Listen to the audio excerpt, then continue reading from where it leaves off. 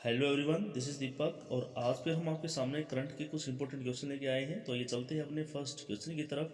2025 एशियाई युवा पैरा खेलों की मेज़बानी ताशकंद उज्बेकिस्तान द्वारा की जाएगी। तो ये जानते हैं। यह पांचवा संस्करण होगा। संस्करण कौन सा होगा? पांचवा संस्करण होगा जिसकी मेज़बानी उज्बेकिस्तान की राजधानी ताशकंद में किया जाएगा। यह पहली बार होगा जब एशियाई यूथ गेम 2025 और एशियाई यूथ पैरा गेम 2025 का आयोजन एक ही शहर में और एक ही जगह पर होगा। एशियाई पैरा ओलंपिक समिति का मुख्यालय दुबई, संयुक्त अरब और एशियाई पैरा ओलंपिक समिति के अध्यक्ष माजिद रशीद है और एशियाई पैरा ओलंपिक समिति के सीईओ तारिक सुई है। तो तारिक सुई कौन है? पैरा ओलंपिक समिति के सीईओ और अध्यक्ष है माजिद रशीद और इसका मुख्यालय कहाँ है? दुबई, संयुक्त अरब में। तो क्वेश्चन यहाँ से राइज होता है कि 2025 का जो एशियाई युवा पैरा ओलंपिक खेल है वो कहाँ पर होंगे? तो वो होंगे ताशकंद उज्बेकिस्तान द्वारा। और एक क्वेश्चन बनता है कि यह कौन सा संस्करण है? तो ये पांचवा संस्करण है और ये पहली बार होगा जब यूथ गेम 2025 और एशियाई यूथ पैरा गेम 2025 एक ही शहर यानी कि ताशकंद उज्बेकिस्तान में ही किए जाएंगे। चलते हैं नेक्स्ट क्वेश्चन की तरफ। नेक्स्ट क्वेश्चन है हमारा, अभिजीत बैनर्जी ने cooking to save your life नामक पुस्तक जो है लिखी है। आइए जान लेते हैं। अभिजीत बैनर्जी ने cooking to save your life नामक पुस्तक लिखी है। तो इनके बारे में जान लेते हैं। भारतीय मूल के अमेरिकी अर्थशास्त्री और नोबेल पुरस्कार विजेता है अभिजीत बैनर्जी। तो अभिजीत बैनर्जी कौन है? ये भारतीय मूल के अमेरिकी अर्थशास्त्री और नोबेल पुरस्कार भी जो है इन्हें मिला है। तो क्वेश्चन बनता है कि अभिजीत बैनर्जी की पुस्तक का क्या नाम है? तो इनकी पुस्तक का नाम है cooking to save your life. ये इनकी पुस्तक है। चलते हैं नेक्स्ट क्वेश्चन पर। नेक्स्ट क्वेश्चन है, सैयद मुस्तफ़ा अली ट्रॉफी फाइनल जो है तमिलनाडु ने कर्नाटका को हराया। तो आइए जान लेते हैं। तो क्वेश्चन राइज होगा यहाँ से कि किसने जो है सैयद मुस्तफ़ा अली ट्रॉफी में किसने किसे हराया? तो ये जो है तमिलनाडु ने कर्नाटका को हराया और ये जो है इनकी यह तीसरी बार है जब तमिलनाडु ने सैयद मुस्तफ़ा अली टूर्नामेंट जीता है। तो तमिलनाडु ने 3 बार जो है इसको जीता है। सबसे पहले जो जीता वो था 2006 और 2007 में और उसके बाद 2020 से 21 में जो है इसे जीता है। तो 3 बार ये इसको जीत चुके हैं। चलते हैं नेक्स्ट क्वेश्चन पर। अब्दुल्ला हमदोक फिर से बने सूडान के पीएम बने हैं अब्दुल्ला हमदोक।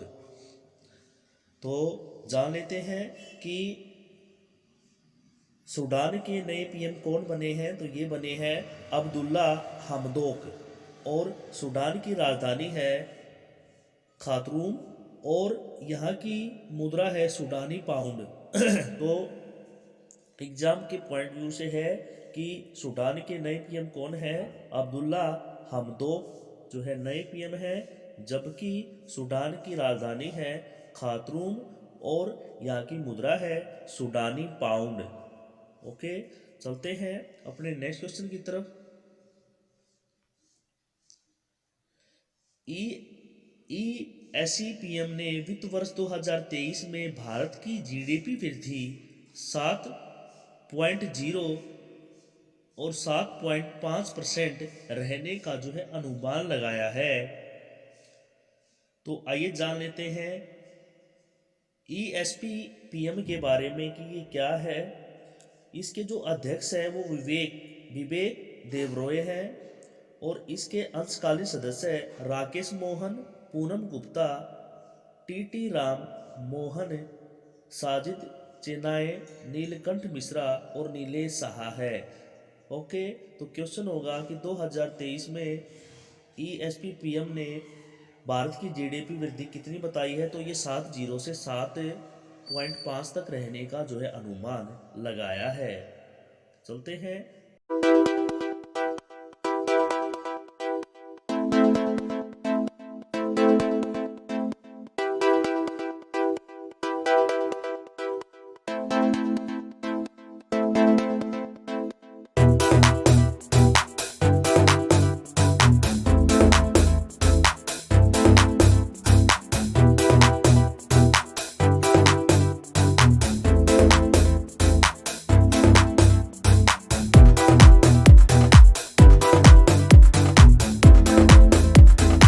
नेक्स्ट क्वेश्चन पर। बान की मून ने अपनी आत्मकथा लिखी है जिसका नाम है रिजर्व्ड यूनाइटेड नेशन इन ए डिवाइडेड वर्ल्ड का विमोचन जो है इन्होंने किया है। आइए जान लेते हैं। तो क्वेश्चन राइज होगा कि बान की मून ने कौन सी जो है अपनी पुस्तक लिखी है या कौन सी अपनी आत्मकथा लिखी है, तो इनकी जो आत्मकथा होगी वो होगी resolved United Nation in a divided world का जो है इन्होंने विमोचन किया है। और आइए इनके बारे में कुछ जान लेते हैं। यह संयुक्त राष्ट्र के पूर्व महासचिव थे। संयुक्त राष्ट्र के पूर्व महासचिव थे बान की मून। इन्होंने 5 साल के कार्यकाल 2007-2016 के लिए संयुक्त राष्ट्र के 8वें महासचिव के रूप में जो है कार्य किया था। बान की मून की पहली राजनयिक पोस्टिंग भारत में हुई थी और उन्होंने एक विशेष संबंध विकसित किया कि 50 साल बाद भी वे भारतीय लोगों को बताते हैं कि उनका आधा दिल उनके देश भारत में ही है। तो यहाँ से क्वेश्चन बनेगा कि बान की मून का जो कार्यकाल था वो कितना था, तो इन्होंने 5 साल के 2 कार्यकाल जो है इन्होंने किए हैं और ये 8वें महासचिव थे संयुक्त राष्ट्र के। उसके बाद इनकी जो है पहली पोस्टिंग वो कहाँ हुई थी, राजनयिका पोस्टिंग वो भारत में हुई थी। चलते हैं नेक्स्ट क्वेश्चन की तरफ। नेक्स्ट क्वेश्चन हमारा, रुपए क्रेडिट कार्ड के लिए बॉब कार्ड्स ने NPCI से समझौता किया है। तो आइए जान लेते हैं। बैंक ऑफ बड़ौदा का जो मुख्यालय है वो वडोदरा गुजरात में है। बैंक ऑफ बड़ौदा के अध्यक्ष हसमुख अधिया है और बैंक ऑफ बड़ौदा के MD और CEO संजीव चड्ढा है। चलते हैं अपने नेक्स्ट क्वेश्चन की तरफ।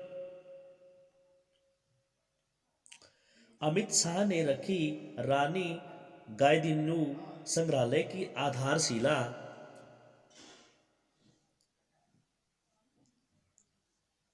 तो आइए जान लेते हैं। यह संग्रहालय मणिपुर के तामेंग लोंग जिले के लू आंगकाओ गांव में स्थापित किया जाएगा, जो स्वतंत्र सेनानी रानी गाइदिन्यू का जन्म स्थान है। तो सबसे पहली बात उठती है कि गाइदिन्यू संग्रहालय किस राज्य में रखा गया है, तो ये रखा गया है मणिपुर में। ओके और जो गाइदिन्यू थी वो कौन थी, वो एक स्वतंत्र सेनानी थी मणिपुर की और उनका जो जन्म जो है 26 जनवरी 1915 में मणिपुर में हुआ था। ओके, उसके बाद आगे चलते हैं। जो मणिपुर की रोंगमई जनजाति से ताल्लुक़ रखती थी, ये रोंगमई जनजाति से ताल्लुक़ रखती थी। 13 साल की उम्र में वह स्वतंत्र आंदोलन में शामिल हो गई थी और बाद में अंग्रेजों को बाहर निकालने के लिए सामाजिक राजनीतिक आंदोलन का इन्होंने नेतृत्व किया था। कितने साल की उम्र में, मात्र 13 साल की उम्र में। 1932 में इन्हें गिरफ्तार कर लिया गया था और आजीवन कारावास की सज़ा सुनाई गई थी। 14 साल इन्होंने अपने जेल में बिताए और 1947 में भारत की आज़ादी के बाद ये जो है रिहा हुई थी। तो ये काफ़ी अच्छी थी और इनका जो है स्वतंत्रता संग्राम में भी काफ़ी इन्होंने जो है भाग लिया था। चलते हैं नेक्स्ट क्वेश्चन की तरफ। अमेरिका, ऑस्ट्रेलिया और यूके ने परमाणु पनडुब्बी गठबंधन में समझौता ज्ञापन पर हस्ताक्षर किए हैं। तो क्वेश्चन अराइज होगा कि परमाणु पनडुब्बी गठबंधन में किन किन देशों ने हस्ताक्षर किए हैं, तो वो किए हैं अमेरिका, ऑस्ट्रेलिया और यूके ने। तो ऑस्ट्रेलिया की राजधानी है कैनबरा और ऑस्ट्रेलिया की मुद्रा है ऑस्ट्रेलियाई डॉलर और ऑस्ट्रेलिया के प्रधानमंत्री है स्कॉट मॉरिसन। तो ये ऑस्ट्रेलिया के बारे में है। दोबारा फिर रिपीट करते हैं। ऑस्ट्रेलिया की राजधानी कैनबरा, ऑस्ट्रेलिया के ऑस्ट्रेलियाई मुद्रा ऑस्ट्रेलियाई डॉलर, ऑस्ट्रेलिया के प्रधानमंत्री स्कॉट मॉरिसन। चलते हैं अपने नेक्स्ट क्वेश्चन की तरफ।